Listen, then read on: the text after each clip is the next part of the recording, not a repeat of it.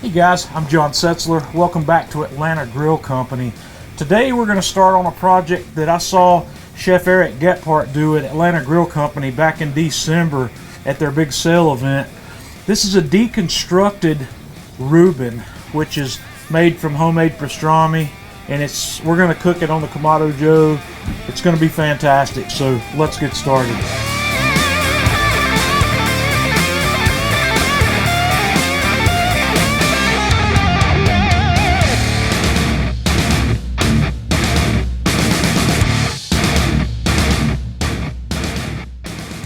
Part one of this process is going to be to build a rub that we're going to use on the pastrami when we smoke it.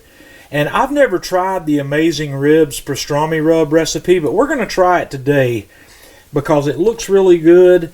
Pastrami Rub is heavy on two ingredients. That is black pepper and coriander. So what I've done is I've taken 2 tablespoons of black peppercorns and I've cracked those just lightly in my mortar and pestle, and then we're going to have 2 tablespoons of freshly cracked black pepper in behind that. Then I've got 1 tablespoon of whole coriander that I've lightly cracked as well, and then a tablespoon of ground coriander, and then we have a tablespoon of brown sugar, a tablespoon of paprika, and it called for 2 teaspoons of onion powder. I'm just tossing a tablespoon of onion powder in there. We've got a half a teaspoon of whole mustard seeds that I've also cracked lightly in the mortar and pestle, and then a half a teaspoon of just plain mustard powder. I'm just putting those in a random empty jar here where I can take that, shake it up, and just put it aside until we're ready to use it. Next thing we're going to do is make our curing brine, and I'm going to make a gallon of brine, but in order to start this I'm just going to use a quart of water. This makes this process a little easier. So I'm going to heat up a quart of water, and while it's heating up I'm going to put in my salt, and I'm going to use brown sugar today. I am using 68 grams of salt. And this is Diamond Crystal Kosher salt, which is approximately 1/3 of a cup plus 1 tablespoon. It's better if you can weigh it because all salts don't measure out the same. I use 31 grams of sugar, or brown sugar here, which is about 3 tablespoons. So what we're going to do is let that come to a boil. After that starts to boil lightly, I'm going to back the heat back down a little bit. And I've got 3 or 4 tablespoons of pickling spice that I'm going to dump in here. And we're going to let this just simmer here for about 5 minutes. And after that's had a chance to simmer for a few minutes, I'm going to turn the heat all the way off, and then we're going to add our pink curing salt. This is Prague powder number 1, and I am using 11 grams of that, which works out to about 1 3/4 teaspoons, which is going to be close enough, but if you can measure that on a scale, you're going to be much better off. So what we need to do now is just cool this. I'm just going to put the lid on it and move it off the burner. It's in no hurry. I've got the other 3 quarts of water chilling in the refrigerator, so I'm just going to let this come back down to room temperature or so, and then we'll dump it in with the cold water. Okay, I've dumped my brine, which is not completely cool, into my briner bucket, that 1 quart of brine that we made. And I've got 3 quarts of cold water that I've been chilling in the refrigerator that we're going to dump right in behind that. And I'm going to put the lid back on this guy, and it's going back in the refrigerator until that's completely chilled. We have to have that curing brine completely chilled before we can put our meat in it. And now we're going to have a look at the star of our show, which is this 2 3/4 pound chuck roast that I got from Porter Road over in Nashville. This thing is beautiful. It's got some beautiful marbling in it. And we're going to put this in our cure. But before we do that, I'm just going to take my Thermopin and use the probe on it to kind of puncture this meat. And what that's going to do is that's going to help the cure get inside all the way and just make a good cure. This is not required. It's just something I like to do when I'm curing something like a brisket or a chuck roast. And then the next thing I'm going to do is I'm just going to drop that in my briner bucket with that gallon of cure that we made. and I'm going to put the plate in to keep that submerged and put the lid on it. Put this guy back in the refrigerator, and this cure is going to go for 6 days. Okay, I've taken this chuck roast out of our curing brine and just rinsed it off. If you are using this technique to cure your chuck roast, you don't need to do a desalination. Please have a look at my comments in the video description here, and I'll talk to you about the different methods of getting the corned beef ready. If you're buying a pre-made corned beef at the grocery store, it does need to be desalinated before you go to this step. So what we're going to do here is I'm just going to put a nice liberal coat of that rub that we made on the outside of our chuck roast.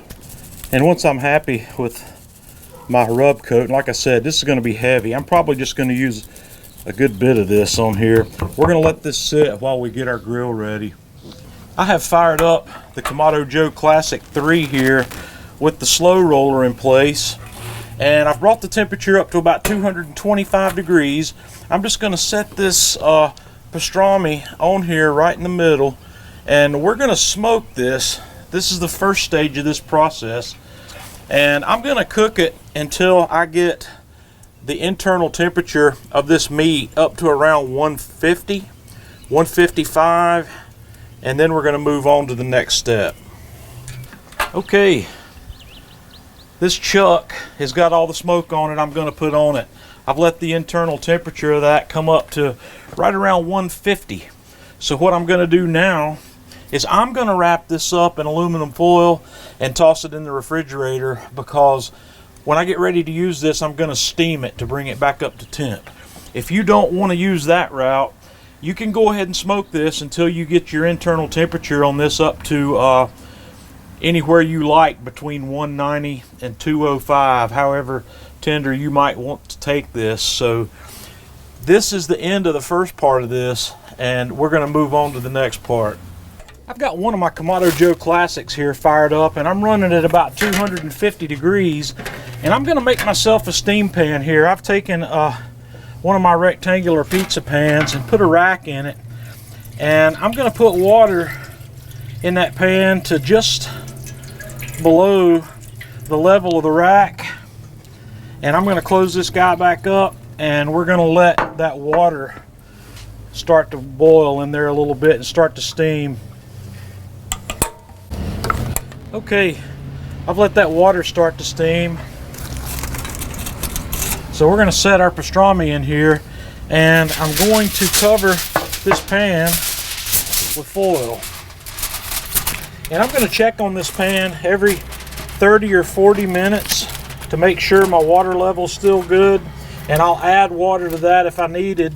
And we're going to let this steam for 2 or 3 hours. Meanwhile, I've got Kamado Joe number 2 rolling, and I've set this guy up for some just indirect cooking right over the top of the slow roller, and I'm preheating my cast iron pan in here with the grill, and I'm going to have that preheated to about 400 degrees or so by the time we get ready to move to this grill. But for now, we're still just steaming that pastrami.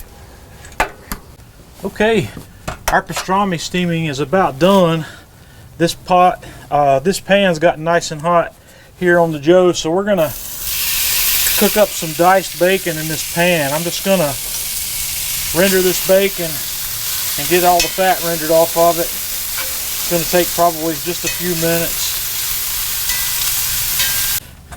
All right, that bacon's rendered down just like I like it. So what we're gonna do now is put in a bunch of really good sauerkraut. We're gonna spread that out in there, and I'm just gonna kind of toss it in with that bacon and bacon grease, and then I'm just gonna close the lid, and we're gonna let that cook for a little bit. While that sauerkraut's cooking, we're gonna have a look at this pastrami that's ready. I want you to take a look at that. Man, I wish you could smell it.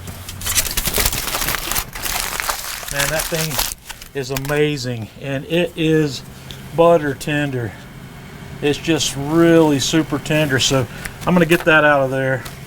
Okay, our sauerkraut's cooked down enough, and what we're gonna do next is we're gonna cover the top of this guy with slices of smoked Gruyere. And then while this cheese is melting, we're gonna go cut up some of our pastrami to go on there. This pastrami is looking magnificent. I want you to have a look.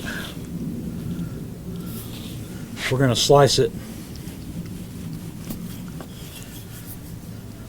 Let's have a look at that. That is absolutely beautiful.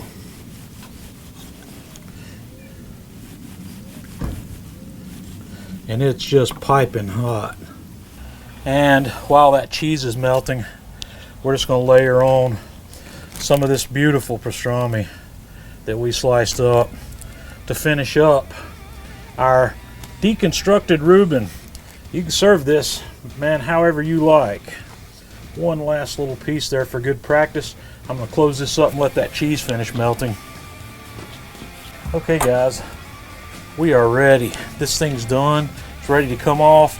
I'm going to dress it lightly with a little bit of this Atlanta Grill Company Sriracha horseradish sauce.